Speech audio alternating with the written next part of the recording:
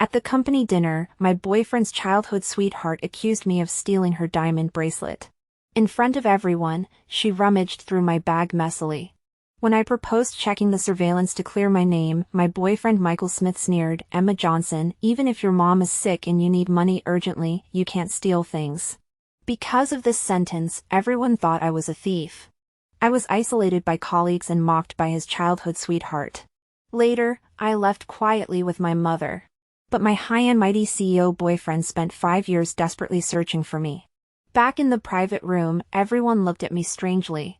I didn't care and said to Michael, "Mr. Smith, I have to leave first. Have a good time."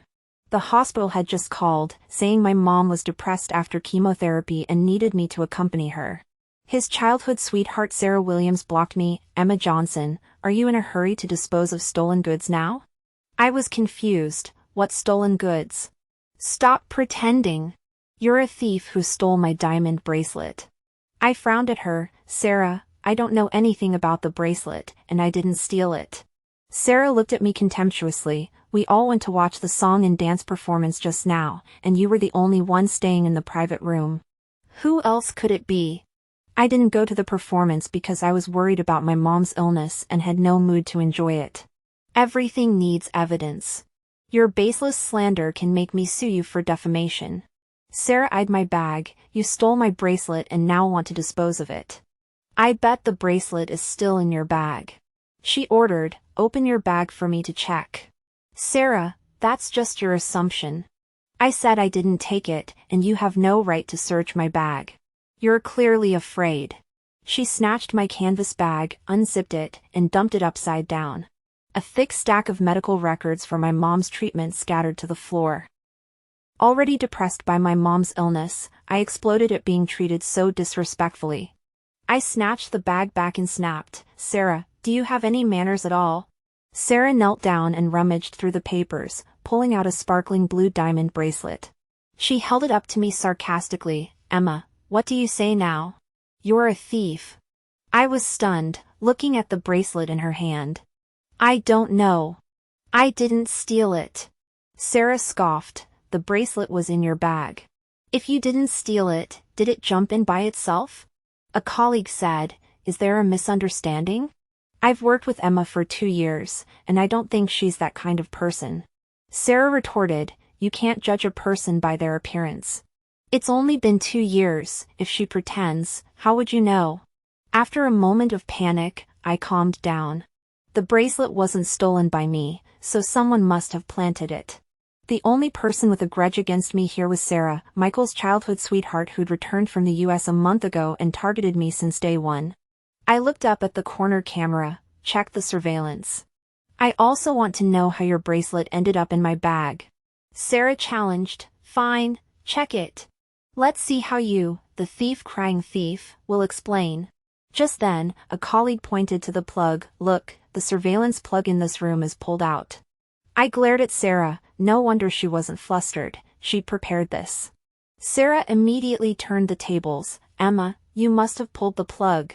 That's why you pretend to want to check the surveillance. Who are you fooling?" But did she think this would pin the theft on me? I said, "Then call the police. Let them clear my name. If I pulled the plug and stole the bracelet, there should be my fingerprints on the plug, your bag, and the bracelet." I took out my phone to call the police. Seeing this, Sarah panicked and pretended to be magnanimous. "The bracelet is found, and I don't want to pursue it. Calling the police would negatively impact Michael's company. Let's forget it." "For me, it's not over," I said. "I didn't steal your bracelet. Unless you admit today that you planted it to frame me, I will call the police." I stared at her, waiting for her answer. Sarah suddenly turned to Michael with a pitiful look. "Michael, for your sake, I've been lenient. If she insists on making a scene, you'll be embarrassed." Michael pressed his lips, his eyes showing disappointment. I repeated, "Mr. Smith, I didn't steal." Michael interrupted, "That's enough. No one mentions this again." I couldn't hide my disappointment. Michael not only didn't defend me but also chose this ambiguous stance. If this wasn't clarified today, I might carry the stigma of a thief for life. I shook my head firmly. No, I must clear my name today. Michael frowned impatiently. Emma Johnson, that's enough. Are you addicted to playing the victim? I know your mom is sick and you need money, so you eyed Sarah's bracelet. I stared at him blankly. You don't believe me? Michael said haughtily, how can I believe you? You had a motive, and there's evidence and witnesses. Emma, I've said I'll help you with money. Why did you have to do this? I looked up at Michael. His face was familiar, but now he seemed utterly strange.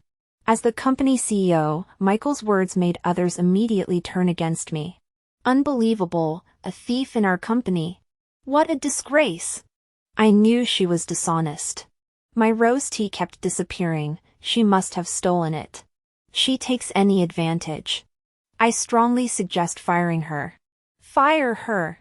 Michael said coldly, that's enough. No one talks about this again. Everyone fell silent, but their looks toward me were full of contempt. The hospital called again. After answering, I left the private room at once. The cold wind outside couldn't match the chill in my heart. A Rolls-Royce pulled up beside me. The window rolled down, revealing half of Michael's handsome face. I ignored him and kept walking. Michael said in a deep voice, get in the car. Do you want others to see you like this? No need, Mr. Smith. This way, there's no risk of being seen. I hailed a taxi and got in. Michael and I had dated for 3 years, secretly. At first, I didn't want to go public because I wasn't sure about the relationship and didn't want colleagues' flattery. But since his childhood sweetheart returned, everything changed. He grew more impatient and disdainful toward me. I thought it was time to end this. The cold wind howled outside, but it couldn't match the chill in my heart. A Rolls-Royce pulled up beside me. The window rolled down, revealing half of Michael's handsome profile. I ignored him and kept walking. Get in the car now, Michael said in a stern voice. Do you want others to see you like this? No need, Mr. Smith, I replied. This way, there's no risk of being seen. I hailed a taxi and got in. Michael and I had been dating for 3 years, but it was always a secret relationship. At first, I didn't want to go public because I wasn't sure about the relationship's future, and I didn't want to face colleagues' flattery at work. But everything changed after his childhood sweetheart returned. His attitude toward me grew increasingly impatient, and his disdain was obvious. I thought it was time to end this relationship. After comforting Mom at the hospital, I considered resigning, but her treatment urgently needed money. I couldn't quit without finding another job first. From that day on, everyone at the company flattered Sarah, and under her lead, they isolated me. During meetings, they deliberately excluded me, letting me get scolded in front of everyone.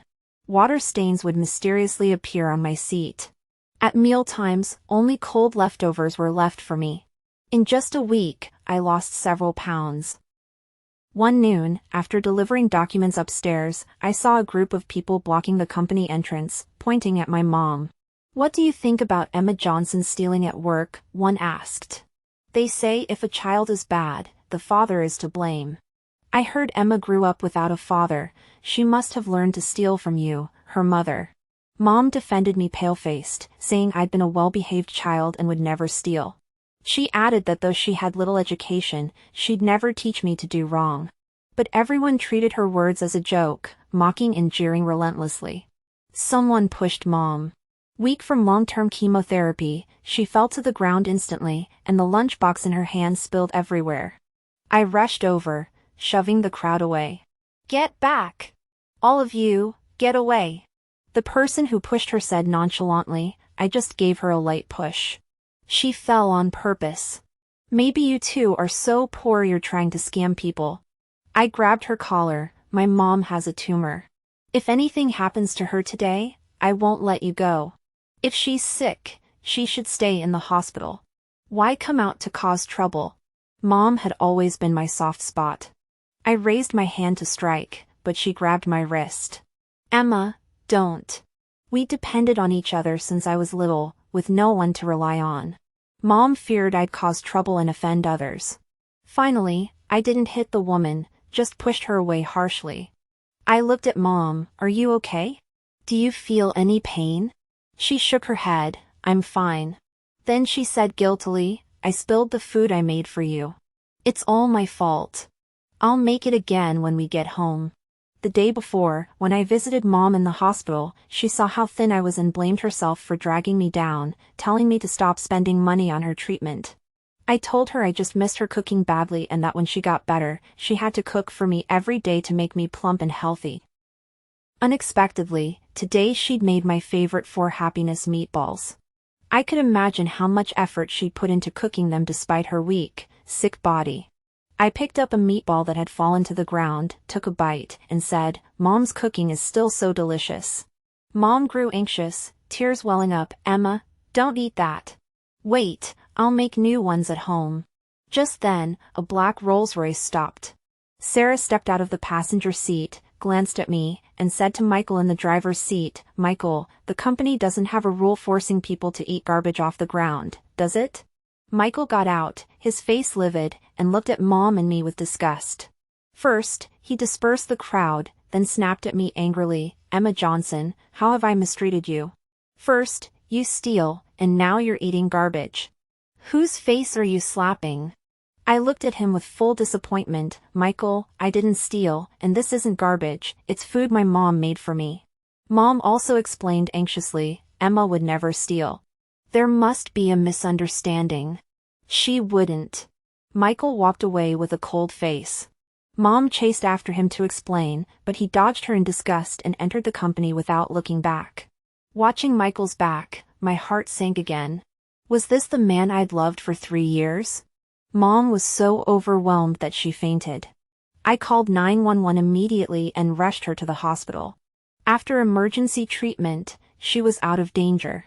The doctor told me her condition wasn't optimistic and that there was a hospital in Cloud River City specializing in her disease, with treatment costs around $500,000. He urged me to transfer her there as soon as possible. Sitting in the hospital corridor, I pondered for a long time. $500,000? Where could I get that much money now? Just then, a pair of silver diamond-studded high heels appeared before me. I looked up to meet Sarah's haughty gaze. She handed me a bank card. Emma Johnson, I know you need money badly. Here's $500,000. Take it and never appear in front of Michael again. Once, I would have thrown the card back and told her proudly that I'd leave Michael, but not because of her, just because I wanted to. But now, Mom's illness came first. She'd raised me through hardships, and I couldn't abandon her. Finally, I bowed to Sarah and took the card. I'll leave. Consider this a loan. She smiled triumphantly. I told you you and Michael aren't from the same world. He dated you out of curiosity, but only I'm worthy of him. I murmured, wish you two an early baby and a happy marriage. Sarah left satisfied, carrying her bag. Shortly after, I got a call. Hello, is this Miss Johnson? Who's this? I'm the manager of Grand Hotel. During today's surveillance maintenance, we found the camera had a backup battery, so the entire footage from the day of the bracelet theft in your private room was recorded. I think this footage might help you. Looking at the thin bank card in my hand, I thought for a long time. I asked him to send me the footage but didn't choose to expose Sarah. 5 years later. I'm grateful for the decision to bring Mom to Cloud River City for treatment. Her illness has been cured, and now she only needs proper recuperation. I also found a new job in Cloud River City with a handsome income. I transferred the final payment into Sarah's account, totaling $600,000, an extra $100,000 as interest. Resolving this long-standing burden lifted a huge weight off my shoulders, and I felt incredibly light. After work, I rode my electric scooter home as usual, but in the old neighborhood stairwell, a man suddenly blocked my path. The building had no elevator, and the stairwell lights were broken, so I couldn't make out his face. Startled, I was about to scream when he hugged me tightly. Emma, I finally found you. A familiar voice rang in my ear. It took me a moment to ask in surprise, Michael? Yes, it's me, he replied. Why did you leave without a word? I've been searching for you for 5 years. I pushed him away firmly. Mr. Smith, I'm just a low-level employee. Why are you looking for me? Michael stared at me in the dark. Emma Johnson, have you forgotten you were not only my employee but also my girlfriend? How can a thief like me deserve to be your girlfriend, Mr. Smith? You must have the wrong person. Michael said in a low voice, are you still angry about what happened back then? But you were the one who stole Sarah's bracelet. What did you expect me to do? Reverse the truth in front of everyone? After all these years, Michael still believed I'd stolen the bracelet. I wanted to throw the surveillance footage in his face, but I'd yielded for the $500,000 back then. There was no need to settle scores with Sarah now. The past was irrelevant, I just wanted to live my present life well. Mr. Smith, we have nothing more to say. Please leave. I brushed past him and walked upstairs. Michael followed until I shut the door in his face. The next day, as I went to work, I saw him again. He hadn't changed his clothes, looking haggard, likely having slept in his car all night. He blocked me. Emma, we need to talk. Mr. Smith, I don't think we have anything to discuss. I need to go to work. Please move. Michael's voice turned plaintive. Emma, I've searched so hard for you these years. I said coldly, that's none of my business. I didn't ask you to look for me, and I don't need you to. Please stop disturbing my life. Half a month passed without a trace of Michael, and I thought he'd given up.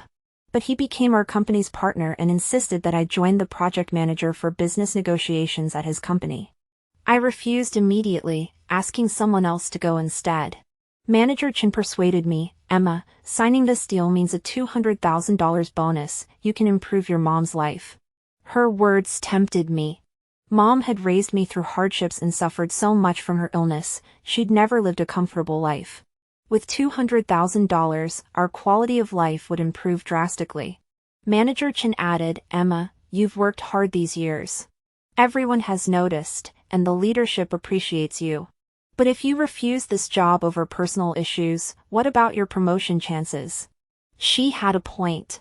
Good jobs were hard to find, risking dismissal for refusal wasn't worth it. The past was long gone, and I shouldn't let it affect my present. After careful consideration, I agreed to go with her. The next day, Manager Chen and I flew to Jinghai City. Returning to Supreme Group after 5 years, its decor was even more grand. My mood was entirely different from when I'd left. After explaining our purpose to the receptionist, staff escorted us to the conference room. Michael sat at the head in a suit, looking nothing like the haggard man from my doorstep. Sarah, sitting beside him, paled at the sight of me. Emma Johnson? Why are you here? I smiled faintly. Long time no see, Ms. Williams. Sarah sneered at Manager Chen, you probably don't know Emma used to work here. She stole my diamond bracelet, got caught, and had to quit. How dare your company hire such an employee? Michael interjected in a deep voice, Sarah, I've told you not to mention the past. Leave the room. Sarah couldn't believe her ears. Michael, you want me to leave? Yes, leave. Sarah stormed out, furious and aggrieved. After she left, Michael discussed the cooperation calmly, and we finalized the details smoothly. Once the deal was done, Michael told Manager Chen, Ms. Johnson and I need to discuss something private. Please go ahead. Manager Chen stood up immediately. Of course, no problem. Alone in the spacious, luxurious conference room, I sat quietly, waiting for Michael's next move. He hadn't gone to such lengths just for small talk. After a long silence, Michael said, Emma, I know you had issues with Sarah. If you come back to me, I'll fire her. I smiled faintly. Do you think I left because of Sarah? Wasn't it? What else could have made you leave me? While Sarah was a trigger, what truly chilled me was Michael's distrust and his cold attitude toward my mother. Mr. Smith, why don't you reflect on yourself? Have you ever considered that maybe I just don't love you anymore? Michael dismissed my words without hesitation. Impossible. A woman who climbed 999 steps, kowtowing until her head bled, just to get me a safety talisman, how can you say you stopped loving me overnight? He took out the talisman from his wallet and placed it in front of me. Emma Johnson, this is the proof of your love. Looking at the yellowed, worn talisman, sealed memories flooded back. When we first started dating, Michael had constant accidents. Once he nearly died in a car fire. I heard that safety talismans from Linging Temple on Taihang Mountain were effective, so I dragged him there. But I learned one must kowtow step by step up 999 stairs to prove sincerity. Michael refused, saying he didn't believe in superstitions. Since he wouldn't, I wouldn't risk his safety. I asked him to wait below and climbed the cold stone steps, kowtowing with each step. By the time I returned, my forehead was split open, my knees swollen red. Michael hugged me tenderly, saying I was too foolish to love him so desperately. Looking back, I was indeed naive. I tore the talisman to shreds. Michael tried to stop me, but it was too late. I scattered the pieces on the floor and told him word by word, "Michael, that foolish woman who loved you is gone forever." His usually cold face cracked with panic, his eyes red. "Emma, how could you destroy this?" "It was mine to begin with," I said flatly. "I can do what I want." "But you gave it to me." "It's mine," he roared, then knelt to carefully pick up every shred, as if collecting his most precious treasure. Watching him, I felt amused. "Michael, you never loved me. What's the point of this act now?" He looked at me with bloodshot eyes. "Emma Johnson, do you have any heart? Would I have searched for you across the country for 5 years if I didn't love you? Would I have cherished this talisman so carefully?" Suddenly, I lost the urge to argue. Maybe he once loved me, but so what? He was the one who didn't believe me, disdained me, and allowed Sarah to bully me. "But I don't love you anymore," I said firmly, turning to leave the conference room. Before I could walk far, Sarah blocked my path and slapped me. "Bitch!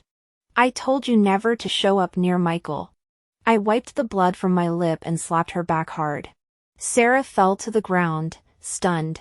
"You! How dare you hit me?" "Sarah, I'm not the Emma you could bully anymore." I sneered. "After 5 years, you still can't keep Michael, yet you dare take it out on me? As a woman, I look down on you." This broke Sarah. "You seduced Michael. He's obsessed with you because of you. I won't let you get away with this." "The feeling is mutual," I said coldly. "If you keep targeting me, I won't hesitate to release the surveillance footage of you framing me 5 years ago." Just then, the door opened. Sarah instantly switched to a pitiful act. "Michael, she hit me."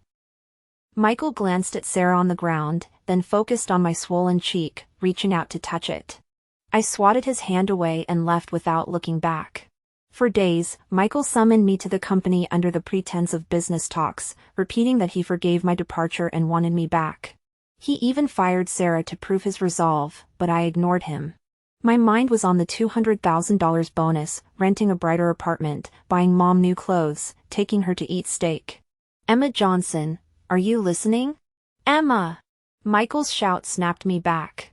I checked my phone. "Sorry, Mr. Smith, it's off duty. I need to go." As I left, crashing sounds of furniture being kicked echoed behind me. Finally, the Saturday signing ceremony arrived. Just as we were about to finalize the deal, Sarah burst in with 4 or 5 people, the same ones who'd bullied me 5 years ago. Michael had fired them, but Sarah had tracked them down after all these years. Pointing at me, Sarah announced to the crowd, "Emma Johnson is a thief. How dare your company hire her? Aren't you afraid of theft?" Her lackeys chimed in, "She stole Sarah's diamond bracelet. We're all witnesses, Emma has bad character. Any company hiring her is doomed." Hiring a habitual thief? This company can't be reputable. "Everyone, dig into them." I noticed one person was live streaming on their phone. Sarah's goal was clear, ruin my reputation so no company would hire me. Whispers and judging looks turned toward me. Manager Chen spoke up for me in front of everyone. "I believe Emma isn't a thief, there must be a misunderstanding." When Sarah had deliberately called me a thief in the conference room, claiming I'd quit in disgrace, Manager Chen had later asked me the truth. I'd only told her, "I'm not a thief, and I've never done anything unethical or illegal." It was up to her to believe me or not. She'd replied firmly, "I trust you." I thought she was just being polite, but today, her public defense warmed my heart, she truly believed in me. Sarah scoffed, she was caught red-handed with my bracelet, witnessed by many. What does your trust matter? She threatened, fire Emma now, or I'll expose your company online. Manager Chin retorted, a clear conscience fears no shadow. Our company abides by the law, we aren't afraid of your threats. If you call Emma a thief, produce evidence. Otherwise, it's slander. Sarah's lackeys chimed in, we're all witnesses. We saw her steal. Manager Chin dismissed them, you were all brought here by Sarah. Your words hold no weight, you could be colluding. Sarah declared confidently, if they're untrustworthy, surely Michael's word is credible. She turned to him. Michael, you were there when Emma stole my bracelet. Tell everyone the truth. All eyes fixed on Michael, once again placing my innocence in his hands. But this time, I wasn't passive, I had the surveillance video ready on my phone, waiting to project it. Michael frowned. Sarah, you're being unreasonable. Take them and leave, or else. Sarah seized on his words. You didn't deny it. Emma is a thief. Michael snapped, enough, Sarah. Emma made a mistake, but the bracelet was found. What more do you want? His words, meant to defuse the situation, only solidified the stigma. Before Sarah could rejoice, I projected the surveillance. The video clearly showed her slipping the bracelet into my bag, then accusing me and rummaging through my things. The truth emerged, finally clearing my 5-year-old stigma. Faced with irrefutable evidence, the crowd turned on Sarah. She looked at me in panic. How do you have this? I pulled the surveillance plug.